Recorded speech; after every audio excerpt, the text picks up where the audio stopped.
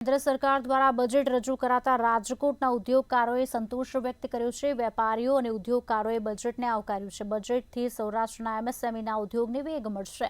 કેન્દ્ર સરકારના બજેટને ગુલાબી બજેટનું નામ આપવામાં આવ્યું છે। તેમજ ઉદ્યોગકારોની હજુ કેટલીક માંગ છે જે આગામી સમયમાં કેન્દ્ર સરકાર સ્વીકારશે તેવી તેઓ આશા પણ વ્યક્ત કરી રહ્યા છે। કેન્દ્ર સરકાર દ્વારા બજેટ રજૂ કરવામાં આવ્યું અને આ બજેટને લઈને અનેક જે આશાઓ હતી તે ક્યાંક ને ક્યાંક લોકો અત્યારે ખુશ દેખાઈ રહ્યા છે। આપણી સાથે રાજકોટ વાસીઓ જોડાણા છે અને ખાસ તો ઉદ્યોગો સાથે સંકળાયેલા છે રાજકોટ વાસીઓ। એમની સાથે જ વાત કરશું, તેઓ શું કહી રહ્યા છે। જયંતિભાઈ, શું કહેશો? ખાસ તો આજે કેન્દ્રનું બજેટ રજૂ કરવામાં આવ્યું, રાજકોટને કઈ પ્રકારનો ફાયદો?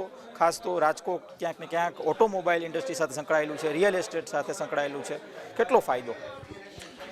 આમ જોઈએ તો આ ફૂલ ગુલાબી બજેટ કહેવાય।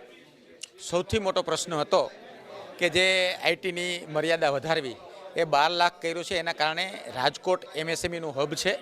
ઓટોમોબાઈલ્સ અને અનેક પ્રોડક્ટ રાજકોટ બનાવે છે, એટલે એમએસએમઈ ઉદ્યોગને આમાં બહુ મોટું બૂસ્ટ મળશે। સાથે સાથે એમએસએમઈની બિઝનેસને લોન અને સબસિડી એમાં પણ ખૂબ મોટો બેનિફિટ થયો છે। સાથે સાથે ખેતી પ્રધાન આપણો દેશ છે। સૌરાષ્ટ્રનું જે ખેતીનું મુખ્ય પાક કોટન છે, કોટનમાં પણ ખૂબ મોટી રાહત આપી છે। હેલ્થની બાબતમાં પણ ખૂબ મોટી રાહત આપી છે, એટલે ફૂલ ગુલાબી બજેટ કહેવાય। અને આના કારણે સૌરાષ્ટ્ર અને ગુજરાતને ખૂબ મોટો બેનિફિટ થશે અને દેશના વિકાસમાં ગુજરાત હરણફાળ કરે એમાં લીડિંગ રોલમાં રાજકોટ આવે એવું મને લાગે છે। આપ શું કહેશો? ખાસ તો જે ડીઝલ ઇન્ડસ્ટ્રી છે કે જે ઓટોમોબાઈલ ઇન્ડસ્ટ્રી છે, આમાં કઈ પ્રકારનો ફાયદો પહોંચશે? ખાસ તો એમએસએમઈને બૂસ્ટ કરવાની ક્યાંક કેન્દ્ર સરકાર અત્યારે હાલ ક્યાંક કોશિશ કરી રહી છે, બજેટમાં સ્પષ્ટ દેખાઈ આવ્યું, શું કહેશો? આ બજેટમાં જે જ્ઞાન બજેટ તરીકે જેને નામ આપવામાં આવેલું છે, પણ હું એમ ખરેખર કહું તો આ એક ઉદ્યોગલક્ષી અને કૃષિલક્ષી બજેટ હતું, જેમાં કૃષિ ઉદ્યોગ અને એમએસએમઈ ઉદ્યોગને ખૂબ જ પ્રોત્સાહન આપવામાં આવેલું છે। એઝ એ ઇન્ડસ્ટ્રીયાલિસ્ટ રાજકોટને તેમજ સૌરાષ્ટ્રમાં જે ઇન્ડસ્ટ્રી છે એમએસએમઈ, જે આખા ભારતભરમાં સૌથી વધારે એમએસએમઈ તરીકે હબ તરીકે ઓળખાય છે, એવા એમએસએમઈ માટે જે 10 કરોડ, 5 કરોડ અને 3 કરોડની જે સહાયો આપવામાં આવેલી છે એ ખરેખર ખૂબ આવકારદાયક છે। સાથે સાથે જે નાના ઉદ્યોગો માટે જે ક્રેડિટ કાર્ડની જાહેરાત, 10 લાખ ક્રેડિટ કાર્ડની જાહેરાત કરેલી છે, જેનાથી નાના ઉદ્યોગોને ખૂબ જ બુસ્ટિંગ મળવાનું છે। અને સાથે સાથે જે એમએસએમઈની જે નવી નેશનલ સ્કીમ બહાર પાડવામાં આવેલી છે, એનો ફાયદો રાજકોટની ઇન્ડસ્ટ્રીને તેમજ સમગ્ર સૌરાષ્ટ્રની જે એમએસએમઈ ઇન્ડસ્ટ્રીઝ છે એમને ખૂબ જ ફાયદો થવાનો છે। આપ શું કહેશો? જે અત્યારે સરકારે આજે બજેટ રજૂ કર્યું છે, નાના અને મધ્યમ વર્ગના લોકોને કેટલો ફાયદો પહોંચશે?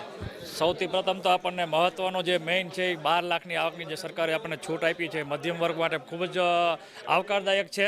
અને જે એસએમઈમાં જે માઇક્રો અને સ્મોલ ઇન્ડસ્ટ્રી રાજકોટ જે એનું હબ ગણાય છે, એના માટે જે ગત વર્ષના જે બજેટમાં જે કંઈ સહાય હતું, ઓલમોસ્ટ એનો ડબલ ફિગર કરી દેવામાં આવ્યો છે, એટલે નાના ઉદ્યોગો કરવા બહુ મહત્ત્વના અને ખુશીના સમાચાર છે। સરકારે ખૂબ જ બજેટની ખૂબ સારી વાત કરી છે। જે મેડિકલની જે સીટ વધારવામાં આવી છે, આઈઆઈટીની જે સીટ વધારવામાં આવી છે, શું કહેશો આને લઈને? નિર્મલા સીતારમણે જે બજેટ રજૂ કર્યું, સ્કિલ બેઝ વધારવા માટેનું આખું જે બજેટમાં જે છે જોગવાઈ, એ ખરેખર સારી છે।